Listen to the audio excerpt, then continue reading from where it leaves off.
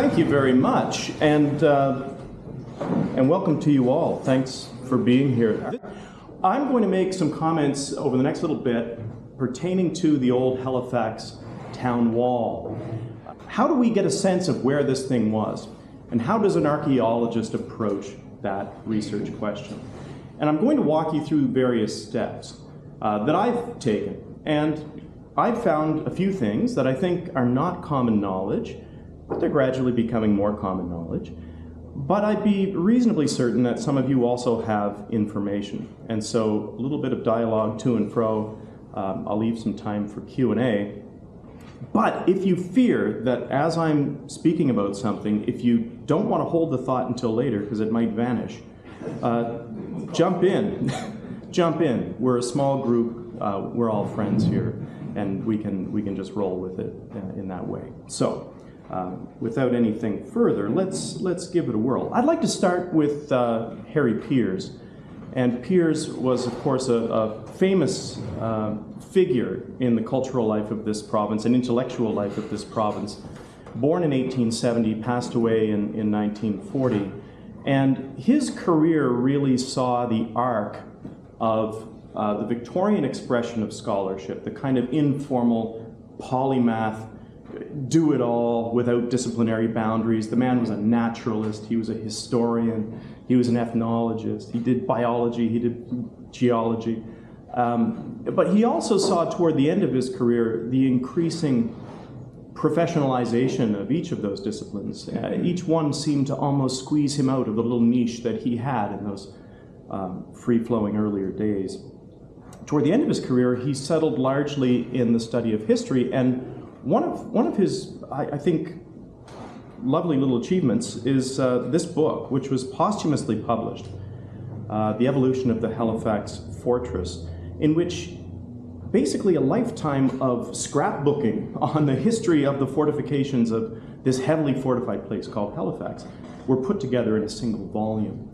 And that book is, in some ways, my starting point. I may reference another book in a few minutes that was also very inspirational. But if you can find a copy of Piers' book, it's worth picking up on the secondhand market, even though it will cost you. Yeah, it has been scanned, however, and you can find it online. Now, in a sense, this map gives us a starting point and a point of contrast, because this is Piers' effort to put historical processes and fortifications and material cultural remains into the landscape. So in this case, he is using geography, but I think we could admit, without discrediting the man, it's fairly crude. You know, it's a drawing, a line drawing of a map, and there's plenty here to pick from. The one that I'm going to focus on today is this one, which is the perimeter wall around early Halifax, which was established in, of course, 1749. The wall took shape largely in 1750, and it had 5 little fortlets around it. So 5 forts, noted here on Piers' map. But part of the subtext of my comments is, can you imagine what it would be like to bring Harry Piers back to today? And I sometimes find, I don't know if you find this, that, you know, when we do this kind of research and we work with the works of scholars past, wouldn't it be great to sit and chat with them and just get a sense of how they would perceive these things? Because they were not in any respect dummies. They were often, you know, I speaking personally, sharper than me, certainly. But they didn't have the tools that we have. And I would just very much like to have that interaction. So, Harry, if you're listening, this is for you as well. So Harry Piers took a shot at it. We're going to take a little bit of a shot at it too. But we're coming at it basically a century later. And we've got a lot of additional tools in our toolbox that Piers did not have. What can we add? Just a 3-part presentation. We're going to begin with some additional archival mapping. Since Piers' day, archival mapping has gone global and digital. And this is something that we can all monitor almost on a week-by-week basis with the internet you check these archival repositories, and I'll mention several of them in a minute, they're constantly updating, and it's remarkable where all the little bits and pieces of colonial Nova Scotian history have ended up. We've got repositories in Europe, no surprise, France primarily, the United Kingdom, the United States, and different places in between. So we're going to take a look at some of those sources.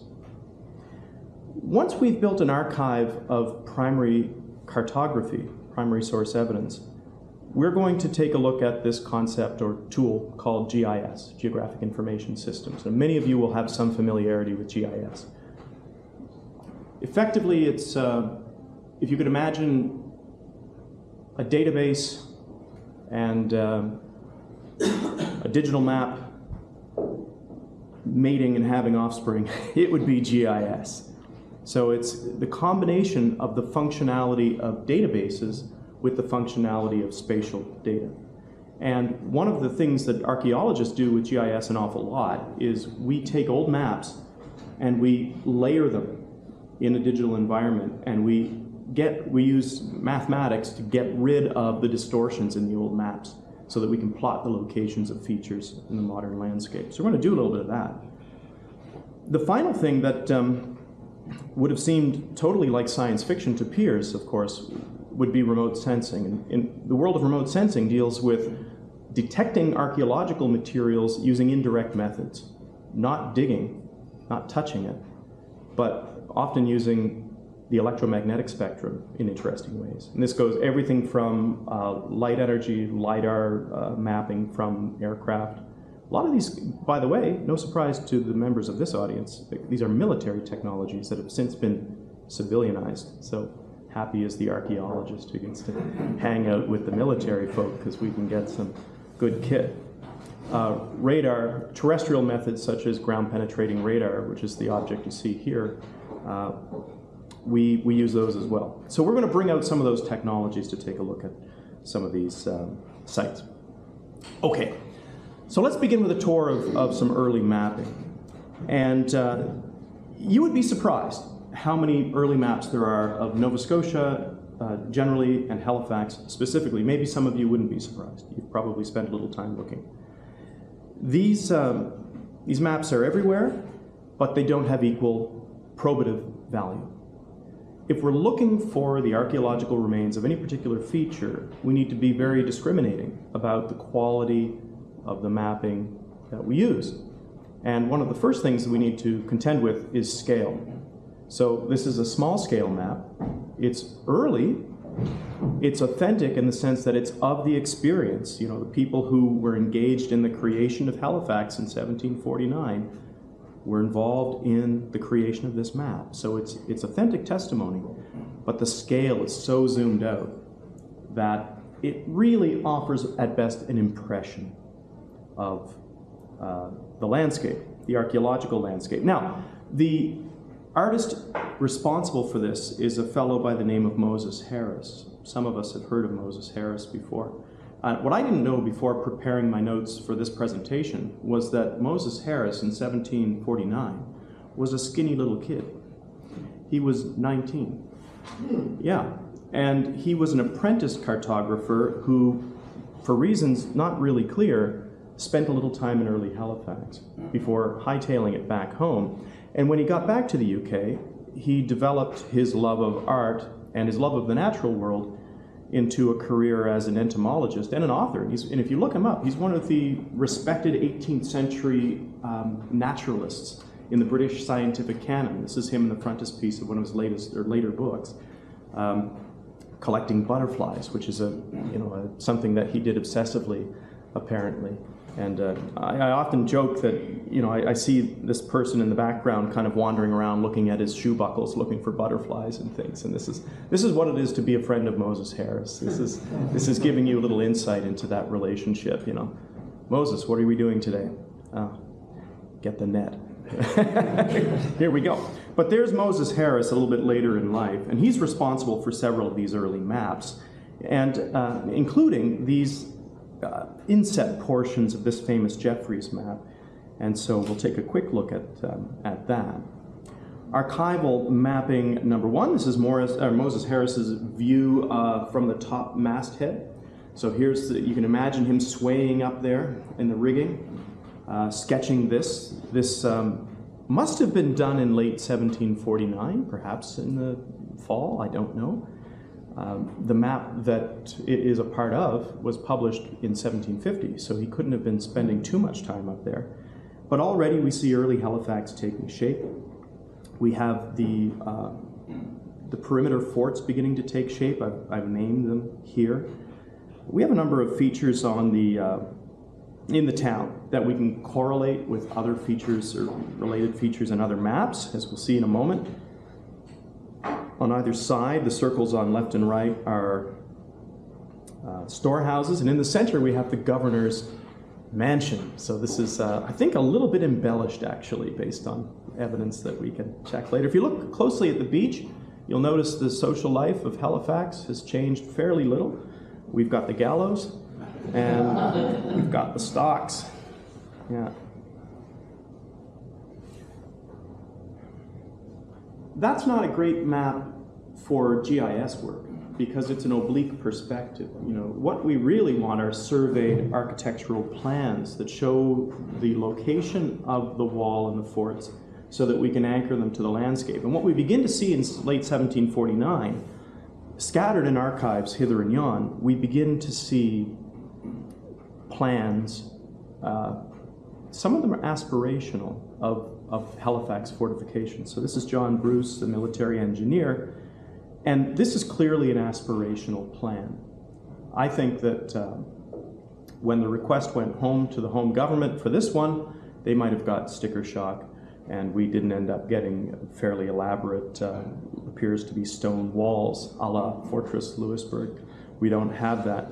But this gives us a little sense of what the military planners were considering in early Halifax. And by the way, we see some of these features are consistent with the Moses Harris drawing. Got the governor's house and the storehouses. They even have the same alignments and whatnot. So it's kind of an interesting thing to tack back and forth between these different sources.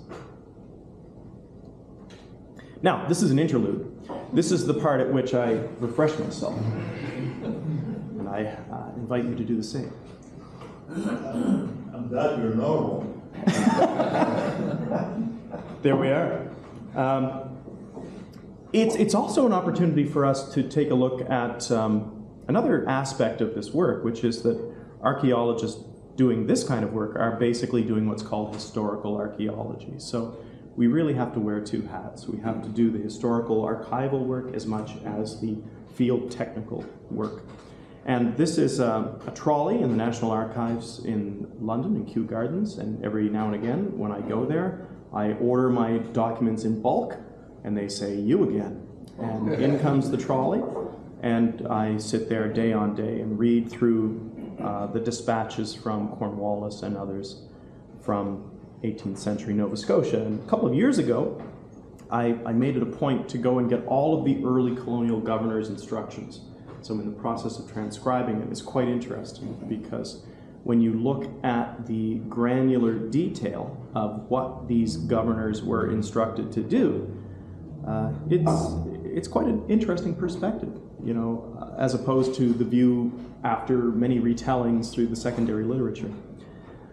Insofar as it relates to fortifications, the Treaty of Aix-la-Chapelle, the city of Aachen in Germany, which concluded the War of the Austrian Succession, forbid the British or the French from building any fortifications in the disputed territory of Nova Scotia. The Board of Trade and the British Crown simply refused to pay any credence to these provisions in the treaty, and Cornwallis sailed with instructions that gave him broad powers to build forts wherever he felt it was necessary, including Halifax. Interesting, this is a quote, you know, if it's thought necessary that you should make any of these forts, basically his instructions were, send us the plans, send us the bills, but do it. So really kind of carte blanche to build away, and he did. This presentation, as I've said, focuses on just the perimeter forts of Halifax of 1749-50, but already by the end of 1750, he had established a series of outposts at the head of the Bedford Basin, at Grand Pre, and at his attempt at Chignecto turned into Fort Edward at Windsor. But even Chignecto was militarized by the end of 1750. So there's a whole other discussion to be had about Cornwallis's work down the road, but here it is, historical documents. Back to our maps. So the other map, the other inset map, is back to Moses Harris, and here's our perimeter forts again, and our town wall. Now the scale is better. It's zoomed in, but I don't have loads of confidence in this. Partly because I know the circuit isn't even constructed yet, just in terms of the chronology. So this is a bit of an aspirational plan too. And I'm going to ask you to draw your attention to one very small detail, which is the city blocks. And note this range of blocks right here on the north side of the Grand Parade. We'll come back to it. These store buildings are still present. The governor's house is still present. I like this. I mention this for those of you who have naval connections. A little detail on this map. It's a whole world, these old maps. You know, you can spend hours and hours just disappearing into these old maps. This one, if you look in the little red rectangle and you zoom in, there's a shipwreck indicated there. So, wow, now isn't that interesting? Makes me wonder, right? Yeah. So could it be the Domville expedition, one of the Domville ships from 1746? I don't know. But that's just one of those little threads that we like to pull on, you know, in historical research. So there you go. You're released to research this, and you know, maybe if we do this again, I'll have an answer from somewhere. But yeah, there's a shipwreck there. Okay. Let's move from the 18th century to the 20th for a moment. In the 20th century, kind of corresponding with the interest of Piers and others, there were attempts to map where these sites, these forts were located in the wall. This is a document from the Nova Scotia archives. It looks a little bit like an archival document, an ancient document, but it's not. It's a 20th century document. It bears the date of February 1959. And this is a scholarly attempt to recreate that picture of early Halifax. I hold this up as an example of, yet again, that kinship that we have with all of those other researchers who came before us, who didn't have, you know, some of the tools that we had, but they were working on it. They were working on it. And that's what brings us into the discussion about GIS. Now, geographic information systems, like I mentioned, are lovely, powerful tools. They're used in a range of disciplines. I'm only going to give the briefest of summaries of how we're using it in this particular application, and this photo kind of illustrates it. In fact, this is a screen capture of ArcGIS Pro, the Esri product. And what I've done is I've taken a piece of the Atlantic Neptune maps done by DeBar, the famous cartographer. This is downtown Halifax circa 1777, 1778. That map comes from the Caird Library in the National Maritime Museum in London. And we can now overlay it on today's landscape and get a really good sense of what belongs where. This technique is really excellent in urban environments especially, because when we have street grids that haven't moved very much, these create fixed control points in the landscape that we can use to anchor the old map, and then the computer will bend and stretch it. As you can see, this one is sort of bent a little bit. I quite like these. This also could be just a recreational activity. It doesn't have to be academic. It's just fun, you know. And one of the things you do when you do this is you get a sense of how the landscape has changed and how much infilling has taken place in this harbor. This is 70 meters, 100 meters and more in places where just a lot of fill has been dumped and the old shoreline has been pushed out. We have confidence in that because we can anchor those street boundaries. Those streets haven't moved since 1749. And we can also use it to map other features. Now, this chap, Francois-Pierre de Rigaud de Vaudry the newly appointed governor of Trois-Rivières was on a French man-of-war that was coming to Canada in the summer of 1755. And Admiral Boscawen and his fleet engaged them off Newfoundland and took the ship Alcide. And into Halifax they came, and this chap was imprisoned for a time, but not really locked in shackles in a dungeon or anything like that. Apparently, he was given his parole because he was a gentleman and he could wander around the town in his cuffs and laces. And it's all very gentlemanly. But he was a spy. And this is the chap who made a secret map of early Halifax. So this map is accompanied by a plan of attack for destroying Halifax, which was never put into operation. But Vaudreuil saw the beginnings of the deportation of the Acadians happening. And he was drawing this up as a way of saving the Acadian people from that destruction. And it was just one of those great counterfactuals of history. It's just a little path that leads to nowhere. Didn't happen. But it's a fascinating document. Well, he paid particular attention to the forts, didn't he? Because his whole intention was to wipe this place out. So I imagine him pacing. You know, he must have looked a little bit odd, just walking back and forth, measuring things. What are you doing? Nothing. But his map is reasonably accurate. And we can georeference it, again, because the streets haven't really moved. And in this case, we have a little video for you, showing what we can do in GIS. I call this the George Lucas trick. So we can swipe back and forth. This is new and improved from the first version. See, you stick around, you know, you stick around. The beer's better too. Yeah. So again, this is the method. This is GIS, and this is its potential. But a GIS method like this is only really as effective as the quality of the primary source mapping. So if the map is a fiction or is in error in some way, all bets are off, because all of your downstream interpretations are going to be compromised by those limitations. So when we do this kind of work in historical archaeology, we're always collating and comparing. You never stop at your first map.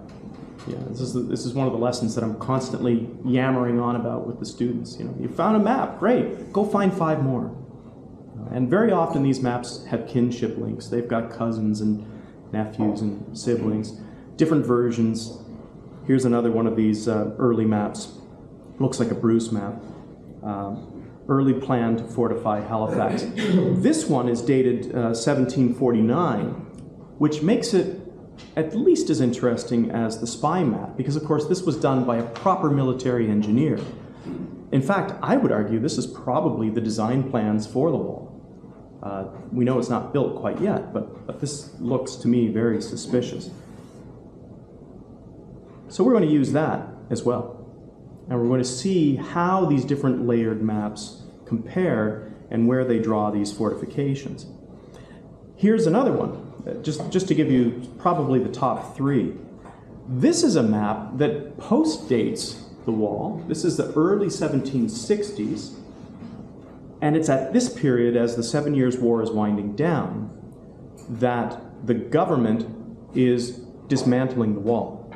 It's no longer really needed, and they're selling the land around the wall and the little fortlets. Now, I know this has value for archaeological interpretation because this is a property map. So this is people's land that they're paying money for, and they want it surveyed properly. So these cadastral maps have high value for this kind of work, much higher than others. Once again, we can georeference it, and in the basis, in the GIS, we can then make new layers. In fact, we can draw the outline of the perimeter itself, and we can superimpose it on the landscape. We can remove the map to see roughly where the high potential area would be. And this is what the 1762 map shows us. Now, I've put a little circle right over here, and that's where we are today.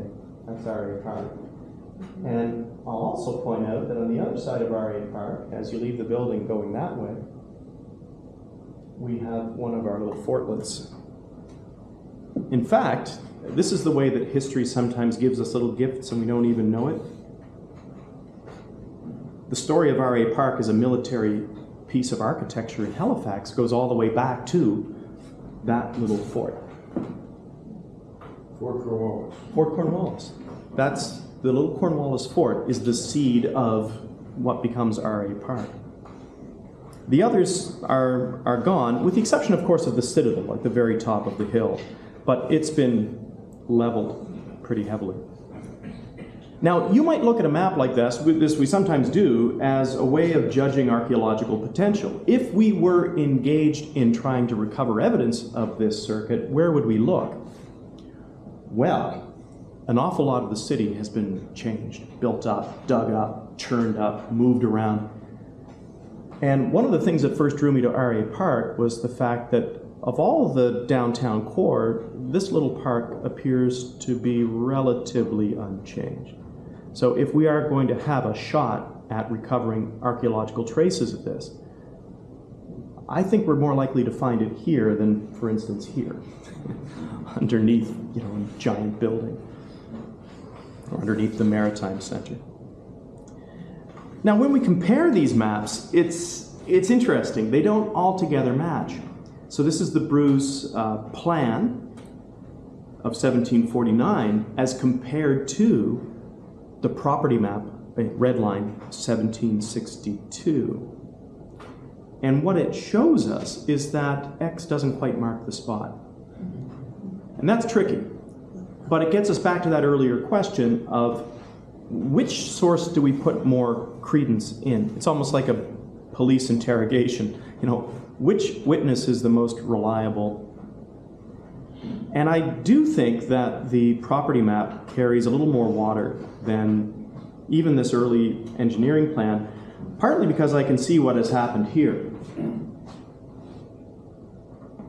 Shortly after Bruce made this map, a new group of immigrants arrived, and immigrants were arriving by the boatload throughout the early 1750s, and a new range of blocks was established in here.